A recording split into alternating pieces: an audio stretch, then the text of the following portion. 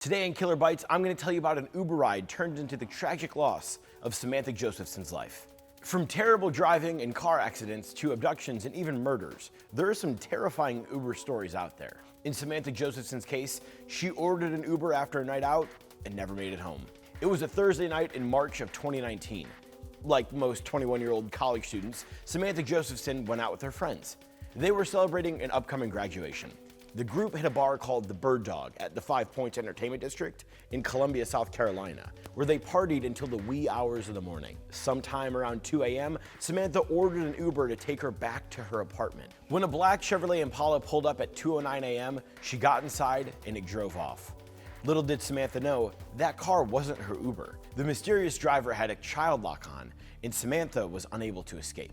That night, or I guess that morning, Samantha's roommate and her boyfriend grew concerned as she still hadn't made it back home yet. They looked at her phone's location and saw that it was going in the opposite direction of Samantha's apartment. After making it to the Rosewood neighborhood, Samantha's phone shut off. Samantha's roommate knew that she had work the following day, but her shoes were still by the door during her usual shift time. Some of Samantha's friends, who were also in the loop on the situation, went to the Bird Dog. They convinced one of the employees to show the surveillance footage of Samantha getting into the Uber. Now, her roommate was able to log into the Uber account where she saw that Samantha's order was canceled. So that meant that Samantha got into some stranger's car. With the concerning Uber discovery, Samantha's roommate and friends reported her missing. It wasn't until Samantha would be found, but unfortunately, she wouldn't be found alive. A group of turkey hunters out in New Zion, South Carolina, found a corpse of a young woman in a field. This was about 15 hours after Samantha had gotten into the black Impala. And for reference, New Zion is about 65 miles away from Columbia. Police officers rushed out to the field and confirmed the corpse belonged to Samantha Josephson. They notified Samantha's friends and family and sent her body off for an autopsy. Then they hit the ground running on the investigation. The medical examiner reported around 120 puncture wounds on Samantha's body. Some articles say Samantha tore off her fingernails and tried to fight back by scratching her attacker. Thankfully, the car she got into was caught on video, which made the search for the suspect much easier. Police officers spotted a car that matched the one in the video. Coincidentally, the car was seen around the 5 Points Entertainment District. Cops turned on their sirens and started following the car. The man in the car pulled over but immediately hopped out and ran away. Officers caught up to the man and arrested him. This happened around 3 a.m. on Saturday, March 30th. The man was identified as 24-year-old Nathaniel Rowland. Inside his car, authorities found a container of bleach, window cleaner, and sanitizing wipes.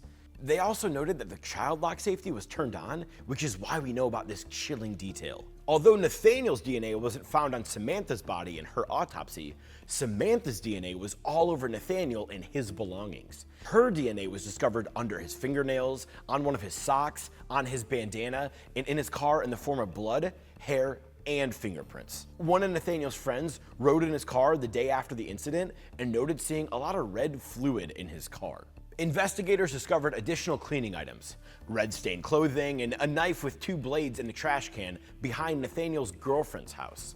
The weapon they found was consistent with Samantha's injuries. As if Nathaniel didn't already seem guilty enough, his phone records showed that he was in the 5 Point Entertainment District that night before getting on US 378 to Sumter, and then to his hometown of New Zion. He lived 2 miles away from the field where Samantha's body was found. There's footage of someone using Samantha's debit card on multiple occasions, one of which was at a bank to try and withdraw money. Reports also say that there's a video of someone trying to sell Samantha's phone, which the prosecuting attorney claimed was Nathaniel. For obvious reasons, Nathaniel was charged with kidnapping, murder, and possession. This also wasn't Nathaniel's first run-in with the law. He was actually linked to an attempted abduction 5 months prior. In October of 2018, 2 men approached a woman in her car at a stoplight in Columbia, South Carolina. They beat her up and made her drive to an ATM to give them all of her money. After that, they forced her to drive to her house so they could rob her of her things. The woman immediately filed a report, and the police started searching for the men who did this. Hours after the incident, Nathaniel was seen at a pawn shop trying to sell a PlayStation 4. Police officers weren't able to determine if Nathaniel was one of the men who attacked, robbed, and kidnapped this woman, but they knew that he was trying to sell her things. so they charged him with obtaining goods under false pretenses. Nathaniel's trial for Samantha's case began in July of 2021. The prosecuting attorney, Byron, presented all the incriminating evidence that we already know about. He also pointed out that Nathaniel and Samantha's phones tracked together at some point that night. The defense attorney's main argument was that Nathaniel's DNA wasn't found on Samantha's body. Yeah, even though hers was all over his. Nathaniel's attorneys legit said in their opening statement that there was no evidence Nathaniel abducted and killed Samantha. The defense also claimed that Nathaniel had no debris on him from the field that Samantha was dumped at, and pointed out the fact that scientists weren't 100% sure Nathaniel's DNA was on the knife. Throughout the trial, the prosecution brought 31 witnesses to the stand, including the turkey hunter who first found Samantha's corpse, Samantha's boyfriend Greg, who was very involved in the search, Nathaniel's ex-girlfriend, and the Uber driver, who was supposed to pick up Samantha that night. He said he canceled the ride after circling the area a few times with no sign of Samantha. The defense brought 0 witnesses to the stand, and Nathaniel did not testify. After the jury deliberated for an hour, they came back with their unanimous verdict: guilty. The judge sentenced Nathaniel to life in prison and gave this powerful statement: "Now, if whoever asked me for my leniency, that's not a part of my DNA.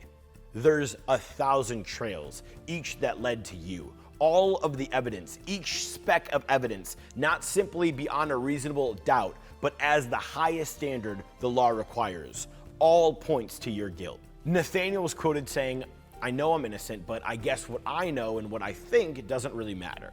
I just wish that the state would have done more in finding out who the actual person was instead of being satisfied with detaining me and proving my guilt." Samantha's case sparked outrage and fear in people all across the country. As a result of this case, the Samantha L. Josephson Ride-Sharing Safety Act was made into law in South Carolina.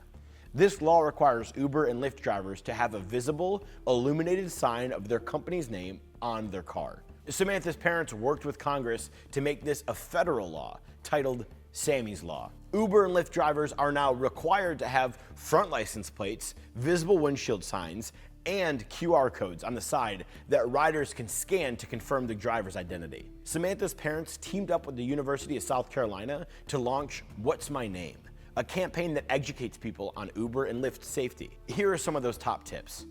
Don't go outside and wait for your driver. Instead, meet them outside when they arrive. Never get into a car unless the driver says your name. Double check the make, model, and license plate of the car and make sure that it matches with the app in real life. Share your ride with someone else if possible. Share your trip status with a friend or family member, and call or pretend to call someone on a ride saying something along the lines of, "Hey, I'm in an Uber right now, be there soon." Check the car door to see if the child lock is enabled. If you can't tell that way, open and close the door as soon as you get in to make sure that the child lock is indeed off. For more tips, visit whatsmyname.org. Thanks so much for tuning in, y'all. My name is Danny. I'll see you next time on Killer Bites.